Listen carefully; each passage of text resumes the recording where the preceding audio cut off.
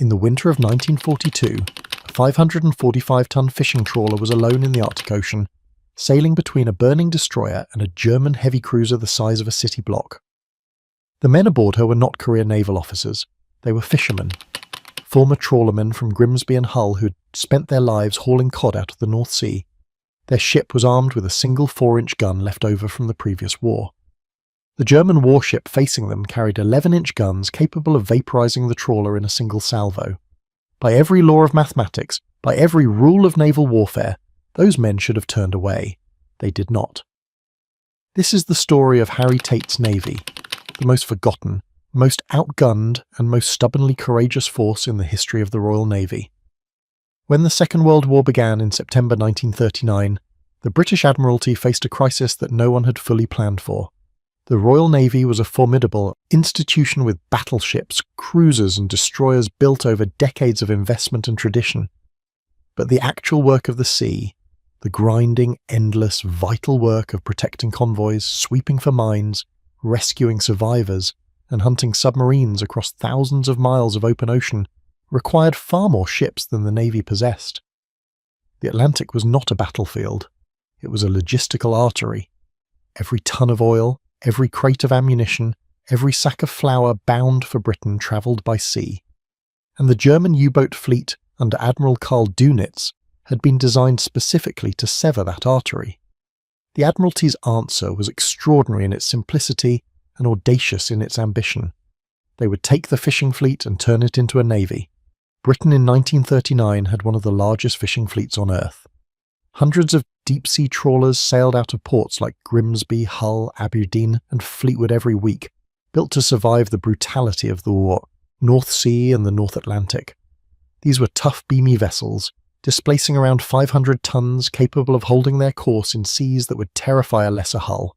And the men who crewed them were, in the words of one Admiralty report, the hardest seamen alive. They navigated by instinct in weather that shut down radar. They worked 18-hour shifts in temperatures that froze the rigging. They had no illusions about the sea. The Royal Naval Patrol Service was formally established to absorb these vessels and their crews into the war effort. At its peak, it comprised over 600 ships. It ranged from converted trawlers and drifters to whale catchers and paddle steamers. The men wore naval uniforms, carried naval ranks, and operated under Admiralty orders. But they remained in their hearts fishermen, and the regular Royal Navy never quite knew what to make of them. They called themselves Harry Tate's Navy, a nickname borrowed from a popular music hall comedian, known for his chaotic, improvised act. The regular Navy called them the Sparrows. The Germans, as they would eventually discover, called them something closer to a problem. The armament issued to these vessels reflected the desperate arithmetic of the early war. Most trawlers received a single 4-inch gun of First World War vintage, a weapon accurate at moderate range but hopelessly outclassed by anything a German warship could carry. They were given light anti-aircraft guns, depth charges, and in many cases, ASDIC sonar equipment for hunting submarines. They were not designed to fight fleet actions. They were designed to be present, to provide a thin, brave line of steel between the convoys and everything trying to destroy them. Commanding these ships was a particular kind of officer. Some were retired naval lieutenants recalled to service. Others were trawler skippers handed a temporary commission and a bewildering pile of paperwork. Richard Stannard was one of the latter, type. Born in 1902 in Broughton, Yorkshire, he had gone to sea young and worked his way up through the merchant marine. He was compact and possessed of the kind of stubbornness that the sea either cultivates or destroys. When the war began, he was given command of the armed trawler HMS Arab, a 700-ton vessel, armed with a single 4-inch gun and a collection of smaller weapons that would have looked at home in a museum. In April 1940, Germany launched its invasion of Norway. The campaign was swift and brutal. German paratroopers and mountain infantry overwhelmed Norwegian defences within days, and the Allies scrambled to mount a counter-landing at several points along the Norwegian coast. One of those points was Namsos, a small port town north of Trondheim where British and French troops were being landed to try to hold the northern flank. Namsos was a nightmare from the beginning. The port was within easy range of German air bases, now operating from captured Norwegian airfields, and the Luftwaffe used that advantage without mercy. On the 28th of April 1940, HMS Arab was anchored in Namsos Fjord alongside a collection of destroyers, transports and supply ships helping to cover the evacuation of Allied troops that was already going badly wrong. The German bombers came in waves. Junkers Ju-88s and Heinkel He-111s pressed their attacks through every hour of daylight. Ships were hit. Fires started on the docks. A large ammunition dump on the waterfront caught fire and began cooking off in explosions that sent debris spinning hundreds of feet into the air. The situation was deteriorating toward catastrophe. Stannard did something that no one ordered him to do. He moved HMS Arab alongside the burning pier and began fighting the fires himself. His crew ran hoses across the dock, cutting burning timber away by hand, trying to keep the ammunition store from a final explosion that would have levelled the entire quayside and potentially sunk every ship in the fjord. The bombers kept coming. Over the course of 5 days, Stannard and his crew endured 31 separate bombing attacks. 31. The ship was near-missed repeatedly. Her hull plates were stressed by underwater blasts. Men were knocked off their feet by concussion. Several were wounded. But Stannard never moved HMS Arab away from that pier. He organised fire parties that worked through the night. He directed his gun crews to maintain anti-aircraft fire, even when the ship was being straddled by bomb splashes. When a nearby vessel was hit and began to sink, he personally supervised a rescue operation that pulled survivors from the freezing water while German aircraft were still overhead. When the final evacuation was ordered, Stannard stayed until the last moment, ensuring that wounded soldiers and naval personnel were loaded before he finally pulled his ship clear. For this action, 5 days of continuous combat, 31 bombing attacks, firefighting and rescue operations conducted by a converted fishing boat against the full weight of the Luftwaffe, Lieutenant Richard Bean Stannard was awarded the Victoria Cross. He was the only officer of the Royal Naval Patrol Service to receive Britain's highest military decoration, and the citation was unambiguous.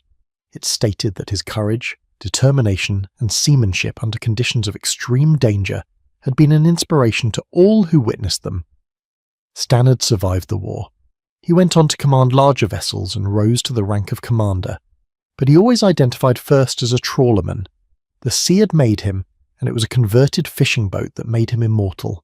The work of the Royal Naval Patrol Service was not primarily about individual acts of heroism. It was about presence, about the grinding daily fact of being there, in the worst water in the world, when something needed doing. Minesweeping was perhaps the most thankless of these duties. German aircraft and submarines laid thousands of mines across British coastal waters and along convoy routes throughout the war. Every convoy lane had to be swept before ships could pass. Every port approach had to be cleared after each fresh German mining operation.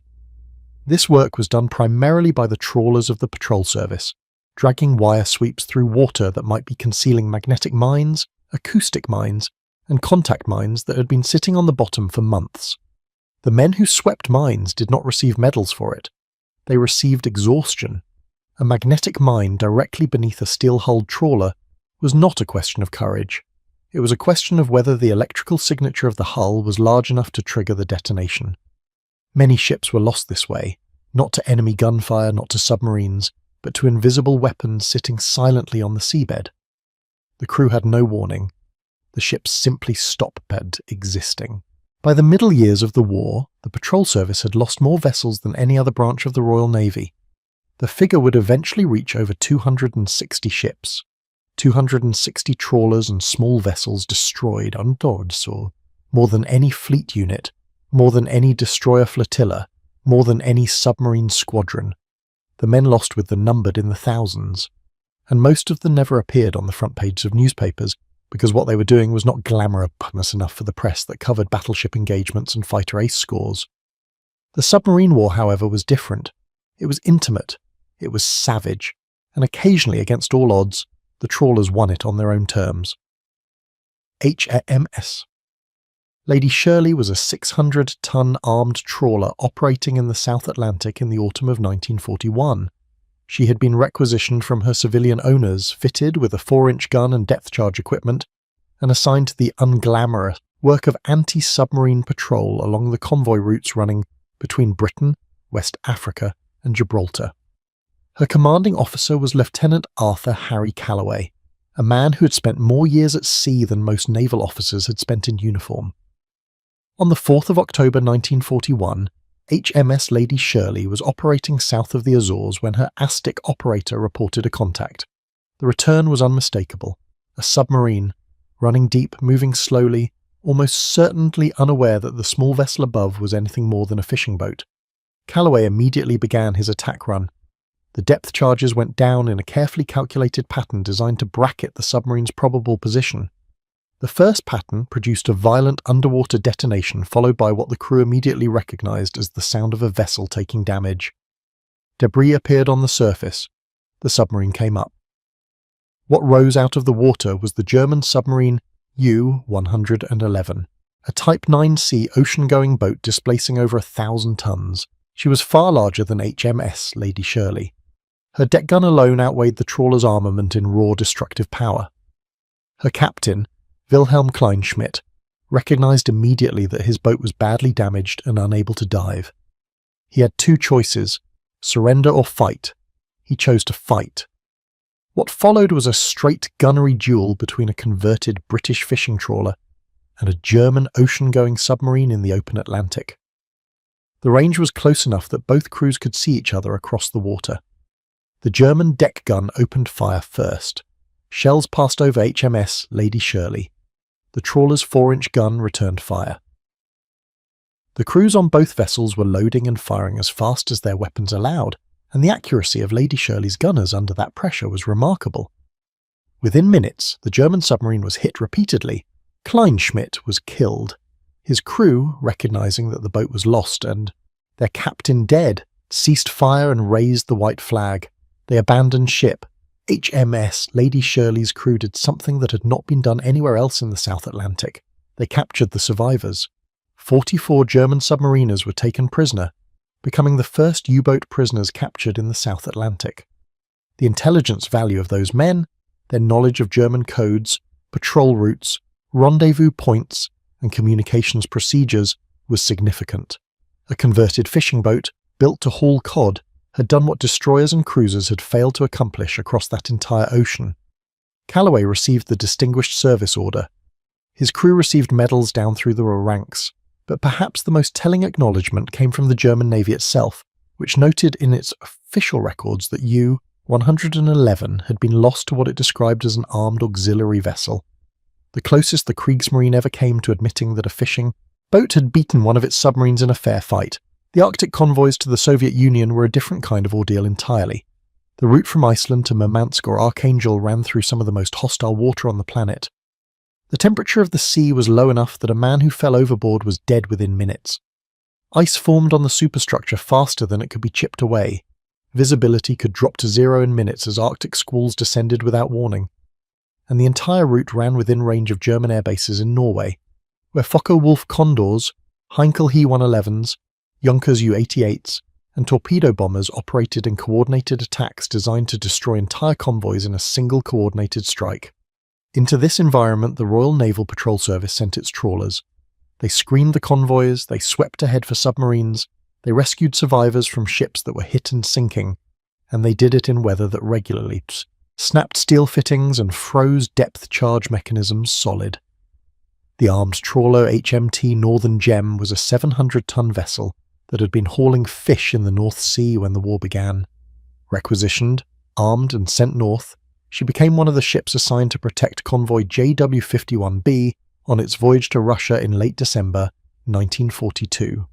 The convoy was routed through the Barents Sea during the polar night, when darkness was nearly continuous and the temperature reached minus 30 degrees Celsius.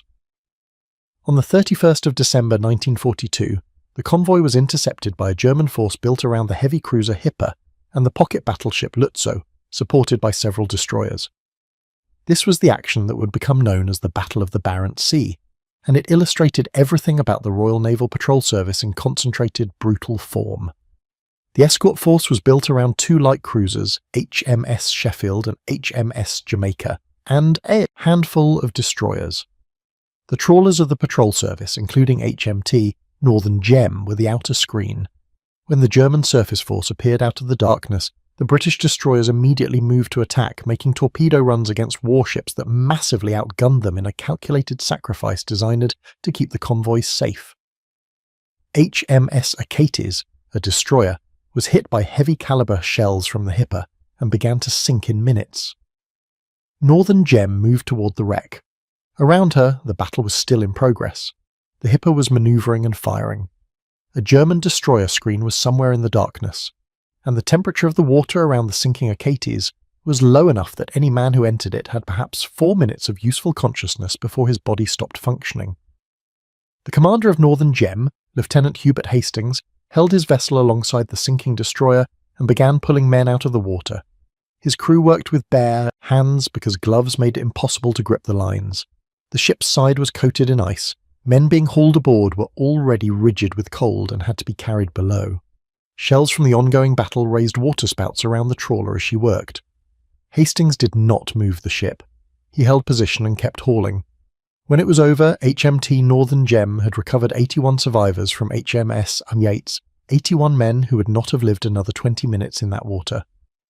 The operation took 90 minutes, conducted under direct threat of engagement by German heavy warships, in darkness, in beyond Arctic temperatures, by the crew of what had been 18 months earlier a fishing boat. The Battle of the Barents Sea ended in what was, for the German Navy, a humiliating failure. Despite having overwhelming firepower, the German force had been deterred by the aggressive defence of the British destroyers and the audacity of the entire escort screen. Hitler was furious. He summoned Grand Admiral Erich Raeder and delivered a tirade about the uselessness of the German surface fleet that effectively ended Raeder's career and led to the decommissioning of several major German warships. The pocket battleship that had failed to sink a convoy protected in part by fishing trawlers became one of the symbols of German strategic failure in the naval war. That irony was not lost on the men of Harry Tate's navy. The technical limitations of the patrol service vessels were not limited to firepower.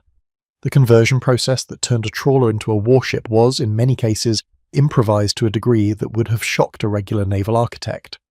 Early in the war, depth charges were sometimes carried in wooden racks bolted to the stern by dockyard workers who had never designed weapon systems before. The ASTIC equipment was fitted into superstructures that were never designed to carry it, with operators working in spaces barely large enough to stand upright. Navigation equipment was often the same compass and chart table that had guided the ship to the fishing grounds. The wheelhouses, designed to keep spray off the helmsman on the way to the fishing banks, offered no meaningful protection against shell fragments or bomb blast. A direct hit on any part of the ship was almost certainly fatal, not because trawlers lacked armour, they had none, but because the concentration of men, ammunition, and fuel in such a compact hull left nowhere to absorb the energy of an explosion. The living conditions aboard were accordingly brutal. Regular Royal Navy vessels of equivalent size were cramped by any modern standard, but they had been designed with the knowledge that sailors would live inside them for extended periods. A converted trawler had been designed to carry fish. The forecastle, where the crew slept, was a low-ceilinged space that smelled permanently of diesel, damp wool, and the ghost of every catch the vessel had ever landed. In the Soul, Arctic condensation froze on the interior bulkheads overnight and had to be scraped off each morning. Men slept in their clothes. Drying wet gear was a constant problem. The galley produced hot food when conditions permitted, which in a North Atlantic winter gale was roughly half the time. The engineers who maintained these vessels operated without shore-based repair facilities for long stretches. A trawler sweeping mines off the Orkney Islands in winter could not be taken out of service every time a bearing wore down or a fuel injector fouled. The stokers and engineers who kept the engines running did so with whatever was available, cannibalizing parts from vessels that had been more seriously damaged, improvising repairs with skills learned in peacetime engine rooms that had nothing in common with military machinery standards. This improvisational spirit extended to the tactics the trawler captains developed. With no formal training in naval warfare, many of the RNPS commanders arrived at the same conclusions that professional officers took years of academic instruction to reach. They understood that a slow vessel with a limited armament survived by staying close to the convoy, by attacking submarines at the first possible moment rather than waiting for certainty, and by making every approach unpredictable.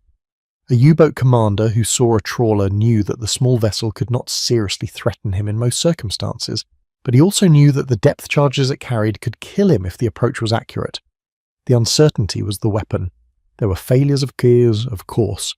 ships that were in the wrong place, convoys that were broken apart despite the best efforts of their escorts, submarines that slipped through the screen, and sank tankers loaded with aviation fuel or troop transports carrying men to the front. The patrol service could not be everywhere, and the North Atlantic in the winter of 1942 was a contested ocean on a scale that defied the capacity of any single force to control, but the totals tell a story. In the course of the war, vessels of the Royal Naval Patrol Service were credited with sinking or contributing to the sinking of dozens of German submarines. They swept hundreds of thousands of mines from British coastal waters and convoy approaches. They rescued tens of thousands of survivors from sunken vessels. They delivered supplies and ammunition to remote island outposts. They performed escort duty on routes that ran from the English Channel to the South Atlantic, from the North Sea to the Indian Ocean. The men who served in them were paid less than their counterparts in the regular Royal Navy. They received fewer medals per engagement. Their actions were rarely described in the official communiques issued by the Admiralty, which preferred to highlight the achievements of fleet units. When the war ended, many of them simply returned to fishing. The trawlers that survived were decommissioned, stripped of their weapons, and sent back to their owners.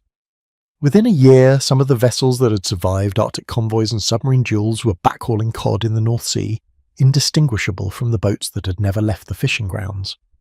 The men took their stories back with them, and most of those stories stayed where they were told, in the pubs of Grimsby and Hull and Aberdeen, in the conversations between men who understood what they meant without explanation.